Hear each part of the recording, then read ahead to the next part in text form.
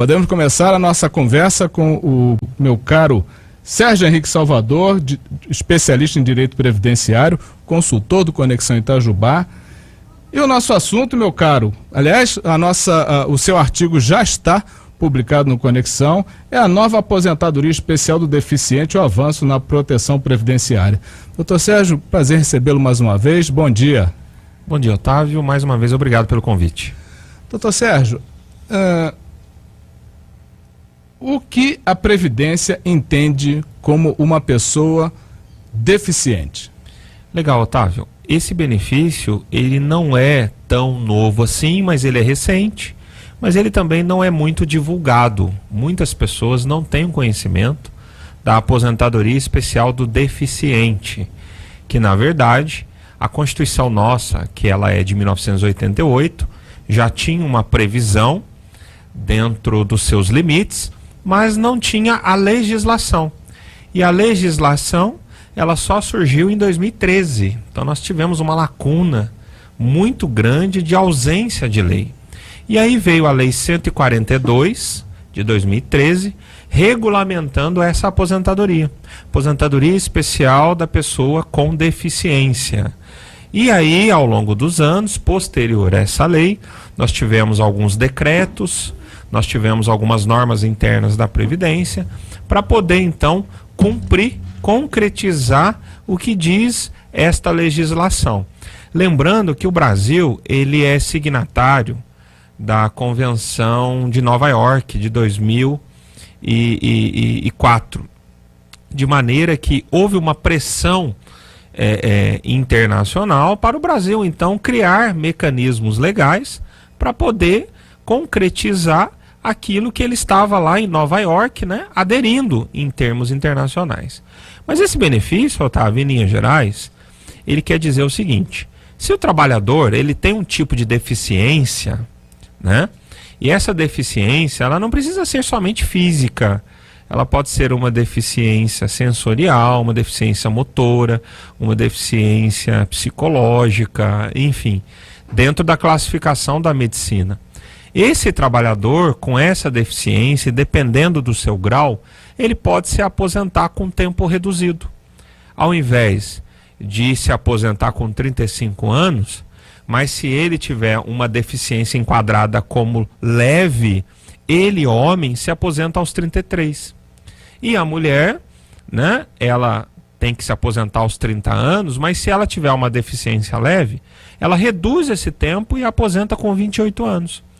E a vantagem também é uma vantagem assim, que essa aposentadoria ela pode continuar trabalhando. Necessariamente ela não precisa se afastar do seu trabalho.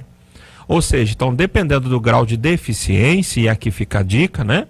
Se o trabalhador e a trabalhadora que estiver aí nos ouvindo tiver algum tipo de deficiência, procurar o seu médico, relatar isso em exames, em atestados.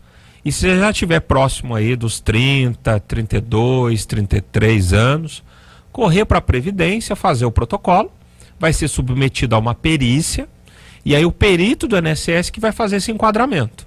Se é uma deficiência leve, moderada ou grave. Se ela conseguir, ela aposenta bem mais cedo do que o normal.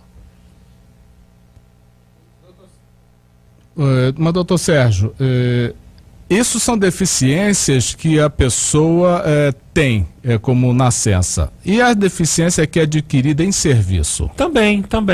É um tipo, né? As patologias ou as doenças que são adquiridas em virtude do trabalho, da doença profissional ou como uma sequela de acidente do trabalho, também é possível. Otávio, lembrando que quem faz esse enquadramento é o serviço de perícia do INSS. Então, às vezes, a pessoa ela entende que ela tem uma deficiência. Mas essa deficiência, ela é por curto prazo, ou é uma deficiência que é tratada, ou é uma deficiência que não impede ela de trabalhar.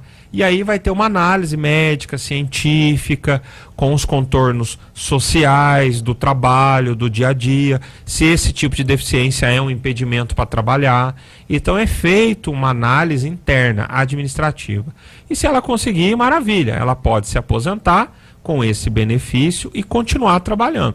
E se não conseguir, ela pode fazer o recurso administrativo, pode tentar uma nova perícia, pode apresentar novos atestados médicos, pode procurar um advogado e também judicializar isso, levar para a justiça, enfim. Então é bem interessante. É um benefício que ele não é tão novo assim, mas ele também não é muito conhecido. O que muda? A mudança, em termos assim, práticos, é uma mudança que ele se aposenta mais cedo do que o tempo normal. E ele continua a trabalhar. Agora, se ele se aposentar por invalidez, ele não pode continuar trabalhando. Então tem algumas questões interessantes. Peraí, então existem deficiências em onde ele pode se aposentar e pode continuar trabalhando. Exatamente. Ele aposenta por tempo, que é a aposentadoria por tempo do deficiente.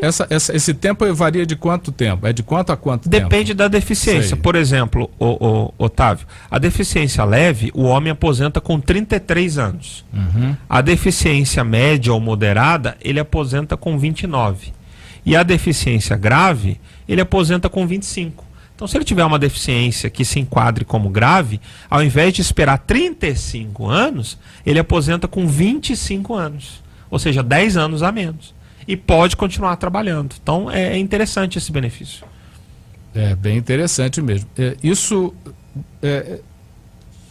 Esse tipo agora, voltando onde nós estávamos falando, nesses tipos de deficiência, onde o indivíduo pode continuar trabalhando, recebendo a sua aposentadoria. Esse tempo que ele continua trabalhando vai acrescentar na aposentadoria que ele tem? Não, infelizmente não tem como mais, que é a tese da desaposentação, exatamente, né, que nós exploramos bastante em alguns livros. Que não foi extinta de fato. Exatamente, é interessante até colocar isso aqui como adendo na nossa entrevista. Muita gente ainda tem dúvida a respeito. Sim. Mas o STF, em 2016, ele decidiu que o aposentado que continua a trabalhar não tem direito a uma revisão do seu benefício. Ou seja, depende de lei, né? Então, como é um ano eleitoral, é o momento de nós cobrarmos os nossos parlamentares e os nossos candidatos, né? Quando tiver essa lei, aí sim, nós teremos duas saídas. Ou faz a revisão da aposentadoria, ou deixa de contribuir com a Previdência. São as duas saídas possíveis. Então, vamos contextualizar mais uma vez. O indivíduo que tem uma determinada deficiência, ele se aposenta. Ele pode continuar trabalhando. Porém, nesse benefício que a gente está abordando hoje, sim. Na aposentadoria por invalidez, não. Que é aquela 100% inválido, né? Essa aposentadoria ele não pode trabalhar. Essa aposentadoria que nós estamos abordando, que é fruto até do nosso artigo no portal do programa, né? Esse benefício é quando ele tem uma deficiência, ele antecipa a sua aposentadoria. Mas é uma aposentadoria por tempo. Em razão disso, ele pode continuar trabalhando. Agora, existem também deficiências e algumas ele pode não conseguir a aposentadoria. Esse é um choque que sempre existe, né, Otávio? Porque às vezes ele acha que ele não pode, às vezes até o médico dele também dá um laudo nesse sentido, mas o perito do INSS não faz esse enquadramento. Então tem um embate médico aí, né? Existe uma colisão de entendimentos científicos. Aí tem que se precaver, aí tem que procurar um profissional, um advogado da área, verificar se é interessante já ir para a justiça, ou tentar novamente, ou fazer um recurso administrativo. Existem caminhos para poder brigar em favor desse benefício. Vamos colocar uma coisa aqui, o indivíduo que perde o dedo mindinho do pé, ele pode ser encarado como um deficiente? Ou isso cabe uma briga na justiça? Também cabe, Otávio, porque existem também outros benefícios pelo grau mínimo de deficiência. Por exemplo, o auxílio acidente. Às vezes ele perde parte dos dedos ou parte da movimentação da mão. Ele pode trabalhar, mas ele também tem direito a receber alguma coisa do INSS. Ele pode trabalhar. Isso, sem problema. E voltando àquela nossa colocação original, o indivíduo que tem essa aposentadoria antecipada e continua trabalhando, como o sujeito que perdeu o dedinho do pé, esse tempo de trabalho não contribui mais para a aposentadoria. Não, isso aí exatamente. Ele fica com esse benefício, continua trabalhando, continua contribuindo, sem nenhuma contrapartida do sistema, né? E depois o governo fala que a Previdência está quebrada. Um momento. Esse detalhe é importante. Ele continua trabalhando e continua contribuindo. Contribuindo, sem problema nenhum, né? Não, sem problema não, tem problema pro bolso dele, exatamente. Né? Ele continua contribuindo, até porque é tributo. Certo. E aí não tem muita opção, o governo arrecada e não lhe dá nenhum incremento no benefício, não aumenta, não faz nada. E depois vem com essa tese que a Previdência é quebrada. É verdade. Agora, doutor Sérgio, existe dentro dessa colocação que você fez em relação, estamos no ano político, então temos que ver o que vai acontecer aí, cobrar do nosso político. Com a credibilidade que esse governo está no momento, e a baixa popularidade da presidência, que está em torno de...